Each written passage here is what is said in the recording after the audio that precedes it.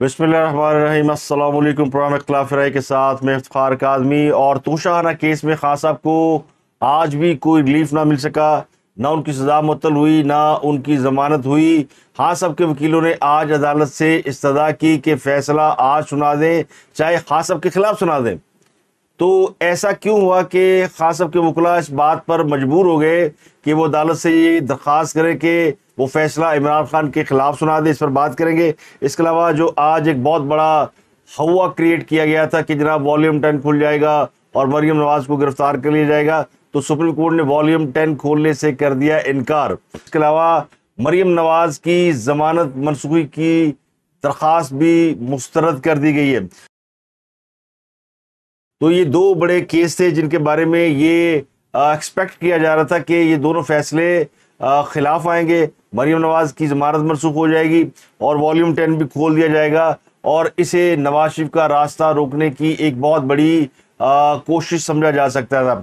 अब वॉल्यूम 10 क्यों नहीं खुला, वॉल्यूम 10 में आखिर है क्या, ये भी इंपॉर्टेंट बात है, ये भी आपसे बात करेंगे। लेकिन सदर को फिर इनकार हो गया, तो उनको भी इस दफ़ा सॉरी बोल दिया गया है।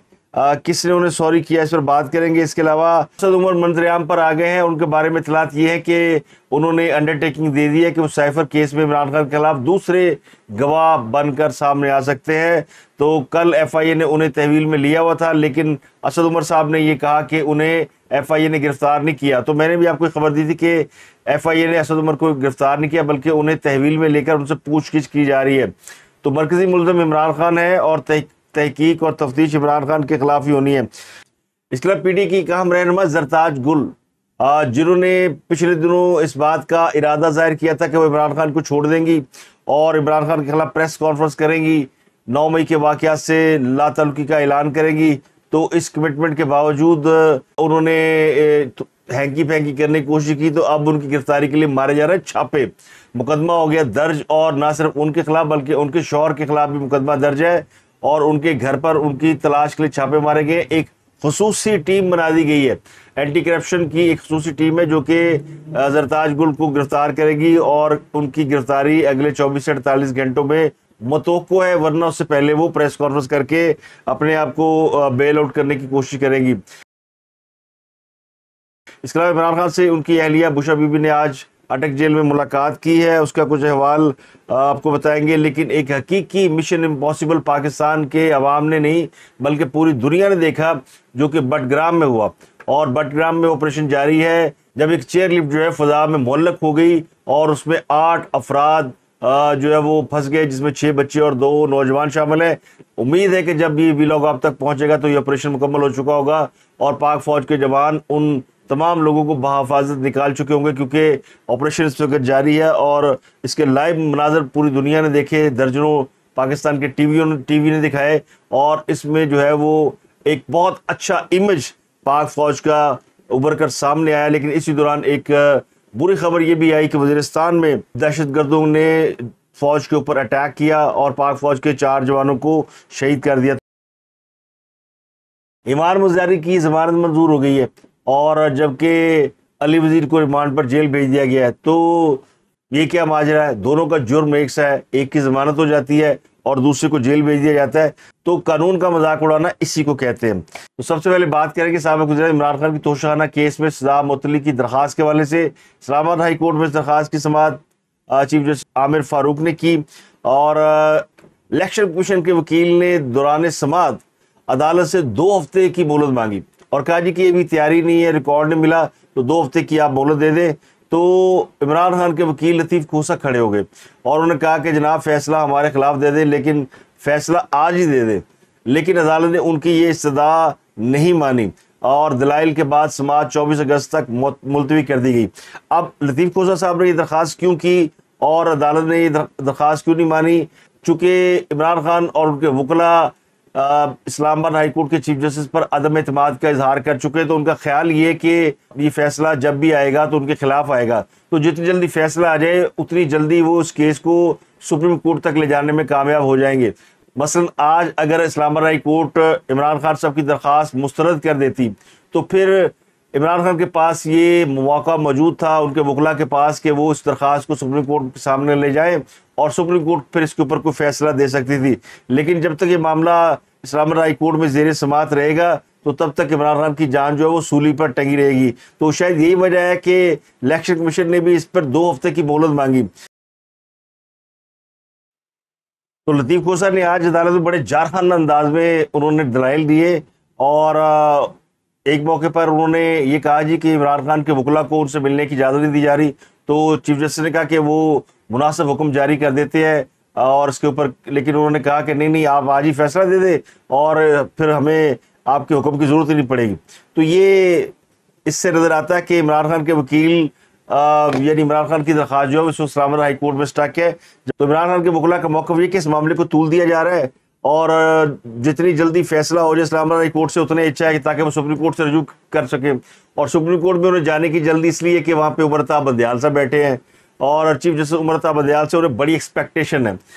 تو ان کو عمرتا بندیال صاحب سے بہت ساری امیدیں ہیں اور یہ امیدیں انہیں اور بھی کچھ کیسز کے حوالے سے تھی جس پر کل سے بلکہ کئی دنوں سے شور مچایا جا رہا تھا. ایک یہ تھا کہ پاناما میں جو جے آئی ٹی نے والیوم 10 محفوظ کیا تھا اس کو کھولنے کے حوالے سے براڈ شیٹ کمپنی نے ایک درخواست کی ہوئی تھی. اس کیس میں بھی لطیف کھوسا براڈ شیٹ کی طرف سے وکیل ہیں، لیکن یہ درخواست واپس لینے کی بنیاد پر نپٹا دی گئی اور مریم نواز کی ضمانت منسوخی سے متعلق بھی ایک درخواست دائر کی گئی تھی. ان کی خلاف یہ درخواست تقریباً 4 سال بعد دائر کی گئی تھی. تو والیوم 10 تک رسائی کی درخواست پر سماعت چیف جسٹس عمرتا بندیال کی سربراہی میں 3 رکنی بینچ نے کی.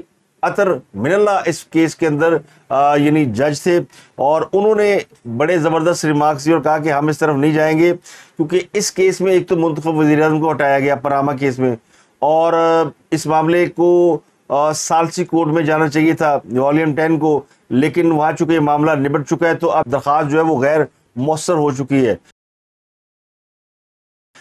لطیف کھوسا نے کہا کہ یہ معاملہ بھی غیر مؤثر نہیں ہوا. تو جسٹس اطہر من اللہ نے پوچھا کہ پھر ثالثی کورٹ میں اس معاملے کا کیا بنا؟ تو ایڈیشنل اٹارنی جنرل نے جواب دیا کہ ثالثی کا معاملہ نبٹ چکا ہے.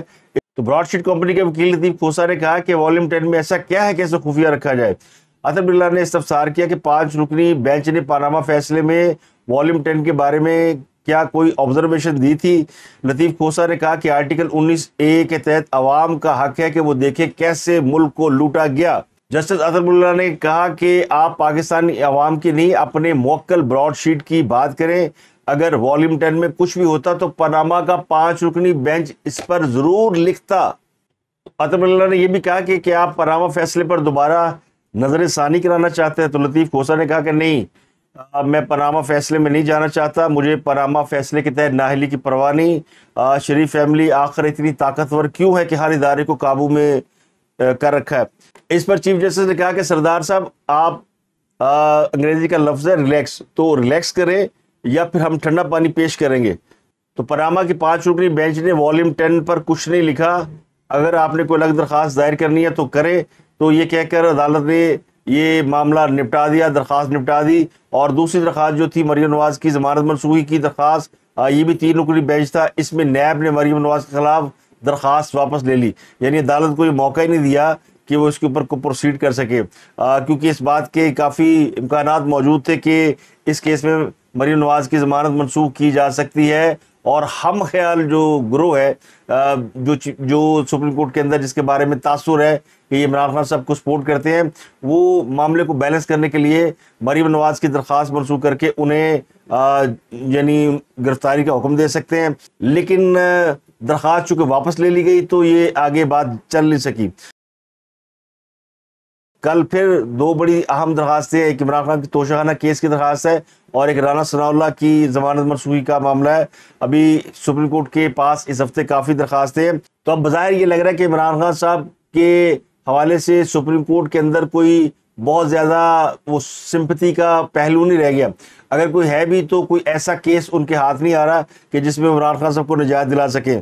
تو یہ کہا جا سکتا ہے کہ جس طرح فوج کے اندر عمران خان صاحب کی جو بے تحاشا حمایت تھی وہ اپنی موت آپ مر چکی ہے، اور اسی طرح عدلیہ کے اندر بھی جو ان کی بے جا حمایت تھی جس میں کوئی ساس کی فرمائش تھی، کوئی کسی کی فرمائش تھی، وہ بھی آہستہ آہستہ ڈائنگ ڈاؤن ہو رہی ہے. آپ نے یہ بھی دیکھا کہ بہت زیادہ ہاسٹائل ہو گئے تھے اعتزاز احسن اور باقی کے وکلا جو عمران خان کو سپورٹ کر رہے تھے، وکلا کی طرف سے بھی ان کی حمایت میں کافی کمی آئی ہے. تو عمران خان صاحب کے لیے ہر آنے والے وقت میں آسانیاں نہیں ہیں بلکہ مشکلات ہی ہیں. تو یہ ایک جو بدیال صاحب کی بڑی ایک گیم چل رہی تھی کہ اس ہفتے وہ گیم الٹا دیں گے، جاتے جاتے عمران خان کو ریلیف دے دیں گے.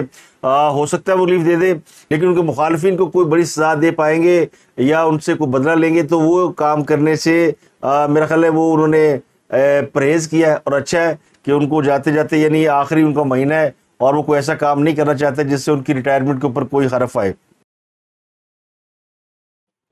اس کے علاوہ آفیشیل سیکرٹ ایکٹ کے تحت قائم خصوصی عدالت نے ایف آئی اے کو گرفتاری سے روکتے ہوئے اسد عمر کی 29 اگست تک عبوری ضمانت منظور کر لی ہے. اس سے پہلے پی ٹی اے نے یہ دعویٰ کیا تھا کہ اسد عمر کو گرفتار کر لیا گیا ہے.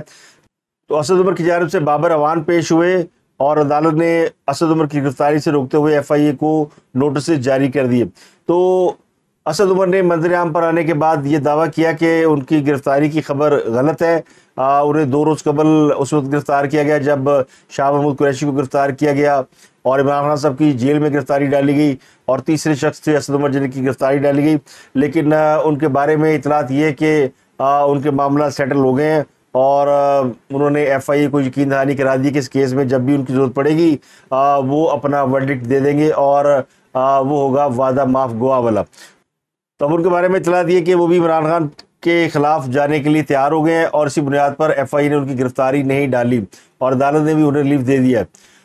شاہ محمود قریشی کی گرفتاری کے بارے میں ذرا یہ کہتے ہیں کہ انہوں نے ریڈ لائن کراس کی تھی. ان کو جب رہائی دی گئی تھی تو ان کے کچھ ریڈ لائن بتائی گئی تھی کہ آپ نے اس حد سے آگے نہیں جانا. لیکن انہوں نے پھر جو غیر ملکی سفیروں سے ملاقاتیں کی اور عمران خان کو رہائی دلانے کے لیے جو کردار پلے کیا وہ شاید اس معاہدے کی خلاف ورزی تھی جو کہیں نہ کہیں غیر اعلانیہ طور پر کیا گیا. اور اس طرح کا ایک معاہدہ اب اسد عمر سے بھی کیا گیا ہے یا اسد عمر صاحب اس کو اون کر کے آ چکے ہیں. صدر عارف علوی نے کل اپنے سیکٹری وقار کو ہٹا دیا تھا. ان کی جگہ پہ انہوں نے حمیر احمد کو پرنسپل سیکٹری کی حیثیت سے تعینات کرنے کی درخواست کی تھی اور پرائم منسٹر کے پرنسپل سیکٹری کو لکھ کر بھیجا تھا کہ انہیں میری پرنسپل سیکٹری لگا دیں. لیکن حمیرہ احمد نے صدر پاکستان کی پرنسپل سیکٹری کی حیثیت سے خدمات انجام دینے سے انکار کر دیا ہے اور یہ نارکوٹکس ڈویژن کی سیکٹری کی حیثیت سے گریڈ 22 کی افسر ہے، کام کر رہی ہیں. لیکن انہوں نے صدر کے ساتھ کام کرنے سے اب انکار کر دیا. تو اعلیٰ ذرائع نے ایک انگریزی اخبار کو بتایا کہ صدر کے احکامات کی تعمیل نہیں ہو سکتی کیونکہ یہ جو صدر نے جو چینج کیا ہے اپنے سیکٹری کو، یہ محض جو ہے وہ سیاسی محرکات اور حکومتی عہدیداروں کو پولیٹیسائز کرنے کی پالیسی کے تحت اپنایا ہے. وقار احمد جو دیانتدار افسر ہیں، ان کی کافی ریپیوٹ ہے سیکریٹریٹ گروپ کے اندر، گریڈ 22 کے افسر ہیں. تو انہوں نے صدر پاکستان کے موقف کو کھلے بندوں چیلنج کیا ہے. ابھی صدر نے اس پر کوئی جواب نہیں دیا، نہ ہی اس پر کوئی عبارت صدر کے پریس سیکرٹری نے کوئی رد عمل دیا ہے. تو اب جو ہے ایک مسئلہ یہ بھی ہے کہ قومی اسمبلی کی تحلیل کے بعد الیکشن کمیشن آف پاکستان کی اجازت کے بغیر کوئی پوسٹنگ ٹرانسفر ہو نہیں سکتی. یہ بھی ایک بڑا معاملہ ہے. اور 3 دن پہلے جو بڑے پیمانے پر صوبائی چیف سیکرٹری، وفاقی سیکرٹری تبدیل کر دیے گئے تھے، انہیں یہ کہا گیا کہ وہ جا کے اسٹیبلشمنٹ ڈویژن رپورٹ کریں. تو صدر صاحب کی قسمت جناب، کہتے نا کہ تیرے پاگل اچھی ہے، یعنی نہ ان کا سٹاف ان کے قابو میں ان کی بات مان رہا ہے، نہ باقی کے جو گورنمنٹ کی جو مشینری ہے وہ ان کے ساتھ کوئی تعاون کرنے کو تیار ہے. تو اس سے لگتا ہے کہ صدر بھی تنہائی کا شکار ہو رہے ہیں یا انہیں تنہا کیا جا رہا ہے. ظاہر ہے ان کی پارٹی زیر اعتاب ہے تو اس وقت پورے جو گورنمنٹ کا میکنزم ہے اس میں وہ اپنی پارٹی کے ایک ورکر کی حیثیت سے بیٹھے ہوئے ہیں، لیکن ان کے پاس عہدہ بہت بڑا ہے. اور جو انہوں نے 2 روز قبل بونگی ماری ہے اس کے بعد ان کا بحیثیت صدر کام کرنا بنتا نہیں ہے. لیکن شاید چاہتے یہ کہ اس ساری بے عزتی کے باوجود وہ اس وقت تک کے لیے صدر رہے جب تک نگران حکومت قائم ہے، اور نگران حکومت پتہ نہیں کب تک رہے گی. تو یہ اب تک کی ڈیولپمنٹ ہے. تو اب تک کے لیے اتنا ہی. آپ سے ملاقات ہوتی ہے اگلے ویلاگ میں. اپنا گرد و نواح کے لوگوں کا بہت خیال رکھیے.